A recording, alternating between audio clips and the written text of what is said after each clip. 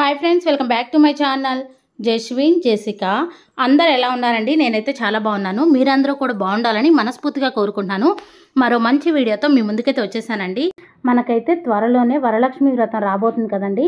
వరలక్ష్మి వ్రతం గురించి మనందరికీ కూడా చాలా రకాల సందేహాలు వస్తూ ఉంటాయి. నేను తెలుసుకున్న విషయాలని మీతో షేర్ చేద్దాం అనుకుంటున్నా. వరలక్ష్మి వ్రతం గురించి మనకు వచ్చే సందేహాలన్నీ ఈ వీడియోలో క్లియర్ చేస్తున్నానండి. ఈ వీడియో పూర్తిగా చూడండి. ప్రతి ఒక్క డౌట్ కూడా మీకు క్లియర్ అయిపోతుంది. నా వీడియో నచ్చితే చిన్న లైక్ అయితే ఇవ్వండి. కొత్తగా పెళ్ళైన వారు ఏ సంవత్సరం నుండి వరలక్ష్మి వ్రతాన్ని ప్రారంభించాలి? గర్భిణీ స్త్రీలు పూజ చేయొచ్చా లేదా? రూపు కానీ కాసు కానీ తప్పకుండా అమ్మవారి పూజలో పెట్టుకోవాలా? కలశం పెట్టే పూజ చేయాలా? కలశం పెట్టకుండా కూడా పూజ చేసుకోవచ్చా? మగవారు కూడా వరలక్ష్మి వ్రతం చేసుకోవచ్చా? మరి భార్యాభర్తలు ఇద్దరూ కలిసి మాత్రమే వరలక్ష్మి వ్రతం చేయాలా? ఇలా చాలా రకాల డౌట్స్ అయితే వస్తాయి కదండి. నాకు తెలిసిన విషయాలన్నీ ఈ వీడియోలో షేర్ చేస్తాను.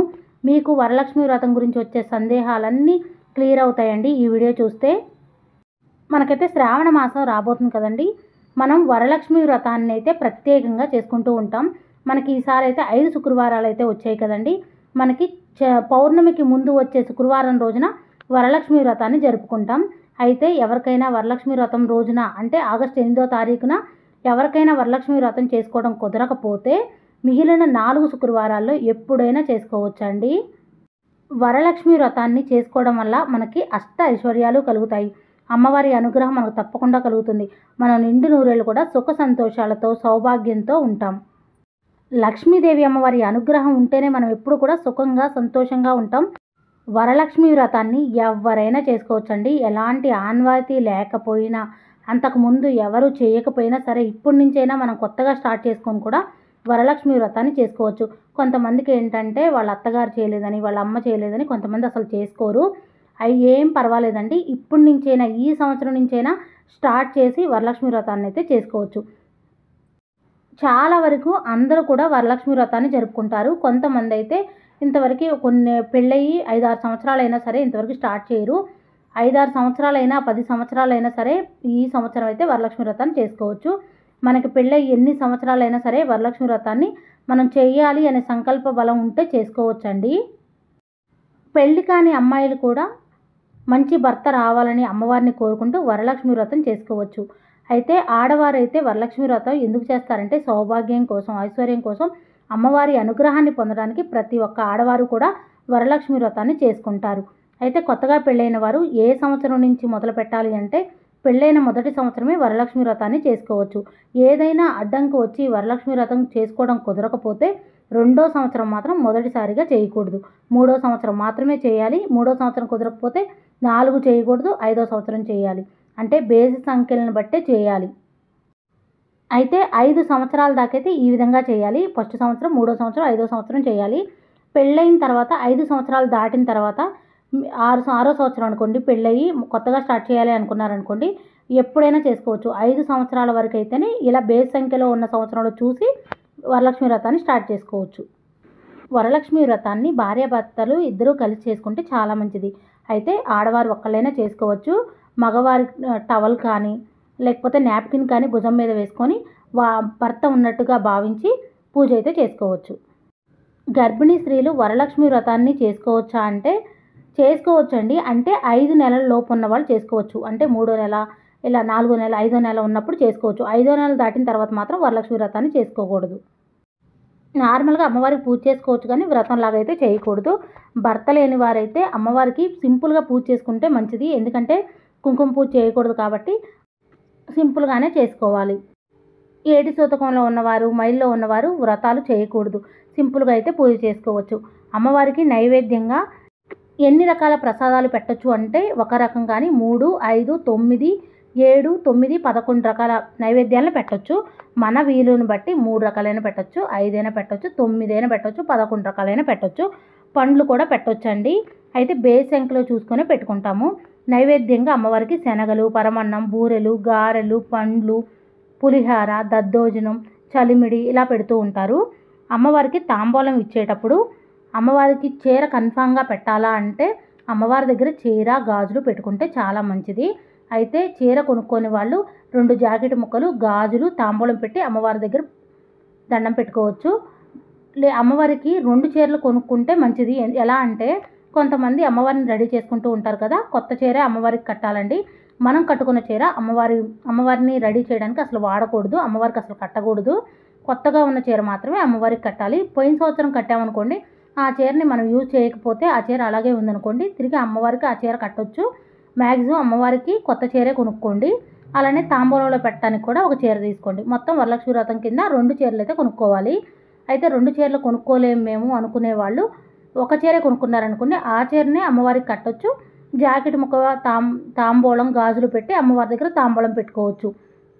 లేదు మేము తాంబూలంలో చీర పెట్టుకుంటామంటే అమ్మవారిని రెడీ చేయకుండా ఫోటో దగ్గరైనా పూజ చేసుకోవచ్చు. పీఠం ఏర్పాటు చేసుకొని అమ్మవారి ఫోటోని పెట్టుకొని కూడా పూజ చేసుకోవచ్చు. అమ్మవారిని రెడీ చేసే పూజ చేయాలని, వ్రతం చేయాలని రూల్ అయితే ఏమీ లేదండి. మన ఆనందం కోసం, మన మనసుకి ప్రశాంతంగా ఉండడం కోసం మనకు నచ్చినట్టుగా మనం పూజలో డెకరేషన్ చేసుకుంటూ ఉంటాం. డెకరేషన్ ఇంపార్టెంట్ కాదండి, మనం భక్తి శ్రద్ధలతో చేయడమే ముఖ్యం. మన మనసుకి ఎలా బాగుంది అనిపిస్తే అలా చేయడం మంచిది. అంటే అమ్మవారిని రెడీ చేసే వ్రతం చేయాలనే రూల్ అయితే ఏమీ లేదు. మన ఆనందం కోసం రెడీ చేసుకోవచ్చు. ముత్తైదువులకి తాంబూలం ఇచ్చేటప్పుడు పండ్లు, ఆకు, ఒక్క పెట్టి ఇస్తూ ఉంటాం కదండి. కొంతమంది జాకెట్ ముక్కలు పెడతారు, కొంతమంది చీరలు పెడతారు. మన స్తోమతను బట్టి జాకెట్ ముక్కలు పెట్టి తాంబూలం ఇవ్వచ్చు. లేదంటే జాకెట్ ముక్కలు లేకుండా కూడా పండ్లు, తమలపాకు, ఒక్క వేసి తాంబూలంగా ఇవ్వచ్చు. అయితే ముత్తైదువులు ఎంతమందికి ఇవ్వచ్చు అంటే తాంబూలం ఒక్కలకు కానీ, ముగ్గురికి కానీ, 5గురికి కానీ, 9 మందికి కానీ, 11 మందికైనా ఇవ్వచ్చు. అయితే మన ఇంటికి ముత్తైదువులు ఎంతమంది వస్తే అంతమందికి ఇవ్వచ్చండి. ఎవరిని కూడా కాదనకుండా వచ్చిన వారందరికీ కూడా తాంబూలం ఇస్తే మంచిది. అమ్మవారిని 8 మంది అష్టలక్ష్ములు కాబట్టి 8 మందికి తాంబూలం ఇచ్చినా చాలా మంచిది. చాలామంది రెడీ చేస్తూ ఉన్నారు కదా, నేను కూడా రెడీ చేయాలా అనే డౌట్ వచ్చిందండి. మన ఆనందం కోసం అమ్మవారిని రెడీ చేసుకోవచ్చు. రెడీ చేయకపోయినా పర్వాలేదండి. అమ్మవారు మన పూజని చూడడానికి అమ్మవారు వస్తారు అని భావించి మనం అమ్మవారిని రెడీ చేసుకుంటాం. అలా అయినా చేయొచ్చు. లేదు అంటే అమ్మవారి ఫోటోని పెట్టుకొని చక్కగా పీఠం ఏర్పాటు చేసుకొని పూజ చేసుకోవచ్చు. అయితే పూజా గదిలో కొంతమంది పూజా గదిలోనే అమ్మవారి ఫోటోని పెట్టుకొని పూజ చేస్తూ ఉంటారు. మరి కొంతమంది హాల్లో అమ్మవారిని రెడీ చేసుకొని పీఠం ఏర్పాటు చేసుకొని అమ్మవారి ఫోటో పెట్టుకొని పూజ చేసుకుంటూ ఉంటాం కదా. అలా పెట్టుకున్నప్పుడు దీపాలు వెలుగుతున్నంతసేపు మనం సోఫాలో కానీ మంచం మీద కానీ కూర్చోకూడదు, కిందనే కూర్చోవాలి. అయితే కొంచెం ఆరోగ్యరీత్యా ప్రాబ్లం ఉన్నవాళ్ళు, ముసలి వాళ్ళు, నిండు గర్భిణీలు ఇలాంటి వాళ్ళు ఉంటారు కదా, అలాంటి వాళ్ళైతే పర్వాలేదండి. మామూలుగా నార్మల్గా మంచిగా ఆరోగ్యంగా ఉన్న వాళ్ళైతే కింద కూర్చోవడమే మంచిది. ఎందుకంటే అమ్మవారు ఉన్నప్పుడు మనం పైన కూర్చోవడం అంత మంచిది కాదు. ముత్తైదువులకు తాంబూలం ఏ టైంలో ఇవ్వాలంటే ఉదయం 11 గంటల లోపు ఇవ్వాలండి. అంటే మరీ 12 కాకుండా 11:30 లోపల ఇస్తే మంచిది. సాయంత్రం అయితే 6 గంటల లోపు ఇచ్చేయాలి. ఒకవేళ శుక్రవారం కుదరలేదనుకోండి, శనివారం కూడా అమ్మవారి పీఠం పెట్టుకుంటాం కదా, పీఠాన్ని శుక్రవారం కదపం కదండి, శనివారం కూడా ఉదయం పూజ చేస్తూ ఉంటాం. పూజ అయిపోయిన తర్వాత ముత్తైదువులకి తాంబూలం ఇవ్వచ్చు. అయితే కొంతమంది సప్త శనివారాల వ్రతం చేసుకుంటూ ఉంటారు కదా, అలాంటి వారు కూడా స్వామివారి విగ్రహం పెట్టుకొని అమ్మవారి పీఠం పైనే మామూలుగా శుక్రవారం రోజున పీఠాన్ని కదపం కాబట్టి శనివారం రోజు అమ్మవారి పీఠం పైనే స్వామివారి విగ్రహం పెట్టుకొని సప్త శనివారాలు వ్రతం చేసుకొని అమ్మవారికి కూడా పూజ చేసుకోవచ్చు. అయితే అలా వ్రతం చేసుకున్న వాళ్ళైతే శనివారం రోజున పీఠాన్ని కదపకూడదు. నార్మల్గా వరలక్ష్మి వ్రతం ఒకటే చేసి శనివారం రోజు నార్మల్గా స్వామి అమ్మవార్లకు పూజ చేసుకుందాం అనుకున్న వాళ్ళైతే స్వామివారికి అమ్మవారికి నార్మల్గా పూజ చేసుకొని పీఠాన్ని అయితే కదిపేయచ్చు. పూజలో 2 కలశాలను అయితే పెట్టకూడదండి వరలక్ష్మి వ్రతం చేసేటప్పుడు. అంటే 2 కలశాలు అంటే ఎలా అంటే అమ్మవారు కలశ రూపంలోనే దర్శనమిస్తారు కదా మనకి. కొంతమంది ఏంటంటే అమ్మవారిని రెడీ చేసుకుంటారు కదా, ఇంకా కలశం ఏం పెట్టుకోరు. అలాంటి వారు అమ్మవారిని రెడీ చేసుకునే బిందెలోనే నీళ్లు పోస్తేనే కలశం కింద లెక్క, నీళ్లు పోయొచ్చు. సపరేట్గా కలశం ఏర్పాటు చేసుకోకపోయినా పర్లేదు. మామూలుగా అయితే ఏంటంటే కలశం పెట్టుకునే వాళ్ళు కలశం చెంబులో మాత్రమే వాటర్ పోసి కొబ్బరికాయ పెట్టి మామూలుగా జాకెట్ ముక్క పెట్టేసి కలశంలాగా ఏర్పాటు చేసుకుంటాం. అమ్మవారిని సపరేట్గా ఏర్పాటు చేసుకుంటాం కదా, అప్పుడు బిందెలో బియ్యం పోయండి. అప్పుడు ఒక కలశమే అవుతుంది కదా, బియ్యం పోస్తే కలశం కింద లెక్క రాదు. నార్మల్గా మనం అమ్మవారికి చీర కొనడానికి షాప్కి వెళ్తాం కదా, నార్మల్గా మన కోసం అయితే చీర మీద వేసుకొని భుజం మీద వేసుకొని చూస్తూ ఉంటాం. అమ్మవారికి పెట్టే చీర ఎప్పుడు అలా చేయకూడదండి. జస్ట్ చూసామా తీసుకున్నామా అలాగే ఉండాలి, అంతేకాని మన మీద వేసుకోకూడదు. అలా వేసుకోకుండా అమ్మవారికి చీర అయితే కొనేయాలి. వీలుంటే 2 చీరలు కొనుక్కొని ఒకటేమో అమ్మవారికి కట్టండి, ఇంకోటేమో అమ్మవారి తాంబూలంలో పెట్టండి. ఒక చీర కొనుక్కున్నారనుకోండి, ఆ కొనుక్కున్న చీరనే అమ్మవారికి కట్టారనుకోండి, అమ్మవారికి తాంబూలం ఇచ్చినట్టే. లేదా తాంబూలంలో మామూలుగా చీర పైన గాజులు తాంబూలం పెట్టి అమ్మవారికి వాయనంగా ఇవ్వచ్చు. కలశం పెట్టుకొనే వరలక్ష్మి వ్రతం చేయాలా అంటే కలశం పెట్టుకొని వ్రతం అయితే చేయాలి. ఎందుకంటే అమ్మవారు కలశ రూపంలోనే దర్శనమిస్తారు కదా. అయితే కొంతమందికి కలశం పెట్టుకునే ఆనవాయితీ ఉండదండి. వాళ్ళ పెద్దలు ఎలా చేస్తే అలా చేయొచ్చు. కలశం పెట్టుకోకుండా కూడా చేయొచ్చు. అమ్మవారి ఫోటో దగ్గరే పూజ అయితే చేసుకోవచ్చు. వరలక్ష్మి వ్రతం చేసేవారు ప్రతి ఒక్కరు కూడా అమ్మవారి పూజలో తోరం అయితే పెట్టుకుంటారు. ఆ తోరాన్ని చేతికి కట్టుకొని ఆ రోజంతా ఉంచుకొని శనివారం రోజున తీస్తాం కదండి. అయితే కొంతమందికి తోరం కట్టుకునే ఆనవాయితీ కూడా ఉండదు. ఆనవాయితీ లేని వాళ్ళైతే కట్టుకోకపోయినా పర్వాలేదండి. కాకపోతే మిగిలిన వారైతే ప్రతి ఒక్కరు కూడా కట్టుకుంటేనే మంచిది.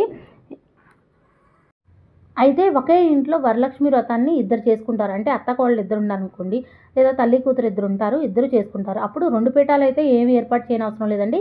2 కలశాలు కూడా పెట్టనవసరం లేదు. అమ్మవారి పీఠం చక్కగా ఏర్పాటు చేసుకొని ఒక కలశం పెట్టుకొని, అయితే తాంబూలం పెట్టేటప్పుడు మాత్రం అత్త తాంబూలం అత్త, కోడలు తాంబూలం తమ్ముడు, ఎవరి తాంబూలం వాళ్ళే పెట్టుకోవాలి. అలానే అమ్మవారి దగ్గర రూపు కానీ కాసు కానీ పెట్టుకుంటాం కదా, ఎవరిది వాళ్ళే పెట్టుకోవాలి. ఎందుకంటే ఎవరిది వాళ్ళే కట్టుకుంటారు కదా. అలానే అమ్మవారి దగ్గర తాంబూలంలో చీర పెట్టుకుంటాం కదా, ఎవరి చీర వాళ్ళే పెట్టుకోవాలి. ఎందుకంటే ఒక చీరే పెట్టుకున్నాం అనుకోండి, ఒక్కళ్ళు కట్టుకోవడమే వీలవుతుంది కదా. అందుకని ఇద్దరు అమ్మవారికి పెట్టిన చీర ఇద్దరు కట్టుకోవడానికి 2 చీరలు పెట్టుకోవాలి. ఎవరిది వాళ్ళే పెట్టుకోవాలి. గాజులు కూడా అంతే పెట్టుకోవాలండి. కొంతమంది అమ్మవారి దగ్గర పెట్టిన తాంబూలం పెద్ద ముత్తైదువులకు ఇస్తూ ఉంటారు. అలా అయినా ఇవ్వచ్చు. లేదా అమ్మవారి దగ్గర పెట్టిన చీరని మనమైనా కట్టుకోవచ్చు. అమ్మవారి పూజ చేసినంతసేపు మెయిన్ డోర్ ఓపెన్ చేసే ఉంచాలా అని అడుగుతున్నారు.